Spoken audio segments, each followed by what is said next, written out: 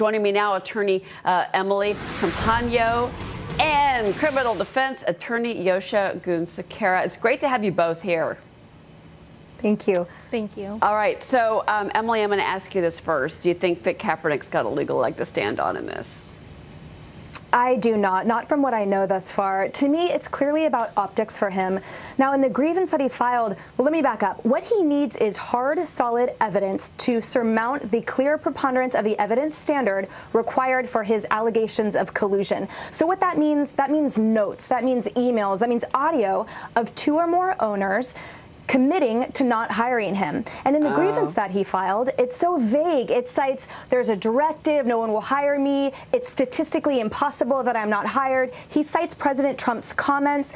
To me, not only was there no citation of hard evidence, but also too hard evidence. So again, to me, it is a publicity stunt, and it's again detracting from the issues at hand. And on his behalf, I mean, this is the same Colin Kaepernick who is unemployed. Many would say because he wasn't playing good football. But anyway, I digress. Yosha, Hillary Clinton defended the kneeling, defended the players in London yesterday. Listen to this.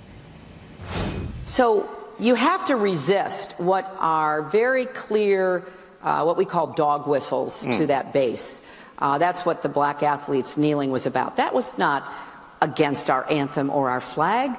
That was actually, kneeling is a reverent position. It was to demonstrate in a peaceful way against racism and injustice in our criminal system. Yosha, you know, I've heard that argument when I've had this discussion with my liberal friends. Do you think that that rationale holds water here?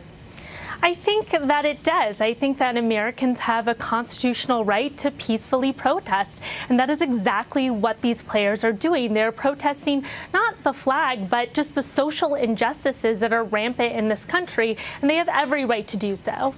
You know, it's interesting because I want to switch gears to something else. Big legal story, obviously, is, of course, Harvey Weinstein. You know, he's planning to challenge his firing at tomorrow's board meeting at the Weinstein Company. Fox Business is going to be, of course, on top of that. But I'll tell you what, this is so interesting, Emily, because his contract says that the board can fire Weinstein if he's indicted or convicted of a crime or if he perpetrates a material fraud against the company. But in that contract, supposedly, according to TMZ, he might have been wrongly terminated. Do you think he could get his job back over all this? I do not, and here's why.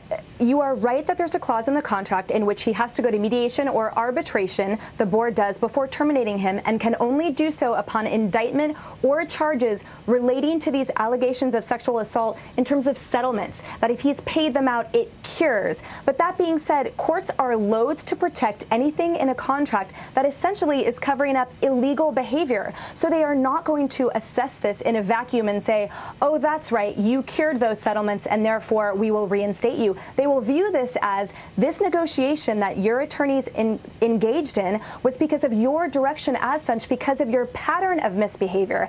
Moreover, the board reasonably relied likely on a material misrepresentation on his part, that these encounters were consensual. Note they did, the HR department, investigate 2 of them, so he can counter, you knew full well, but again, the courts will not protect that contract on his behalf. He is decimated.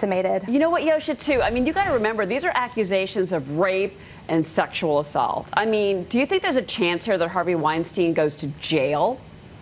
It's completely possible that Harvey Weinstein goes to jail over this. I mean, he's facing a variety of potential misdemeanors, felony charges. I mean, the real crime here is that there doesn't seem to be equal justice under the law.